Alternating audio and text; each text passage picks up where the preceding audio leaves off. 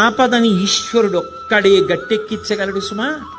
ఆపదని గట్టెక్కించవలసి వస్తే భగవంతుడు చూసేదేది అంటే నువ్వు ఎంత పవిత్రంగా బతికావు. నువ్వు ఇతరులకు హాని చెయ్యగలిగి ఉండి కూడా చెయ్యకుండా నిన్ను నువ్వు నిభాయించుకున్న సందర్భాలేవి. నీ కోపాన్ని నువ్వు ఎలా నిగ్రహించుకున్నావు, ధర్మానికి నువ్వు ఎలా కట్టుబడిపోయావో చూసి పరమేశ్వరుడు కౌగిలించుకుంటాడు. కబీర్ దాస్ గారు ఓ మాట అంటాడు, ధీరే ధీరే రేమనా ధీరే సబకుచి హోయ్ మాలీసించే సౌకర్య ఋతువాయే ఫల్హోయ్ అంటాడు.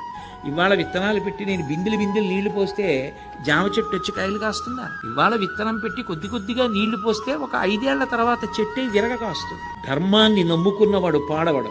ధర్మానికి ఫలితం శాశ్వతమైన ఫలితం కాలంలో కనపడుతుంది. ఆనాడు ధర్మం పట్టుకున్నవాడు ఎంత గొప్పవాడో మిగిలిన వాళ్ళకి కూడా ఆదర్శం అవుతాడు.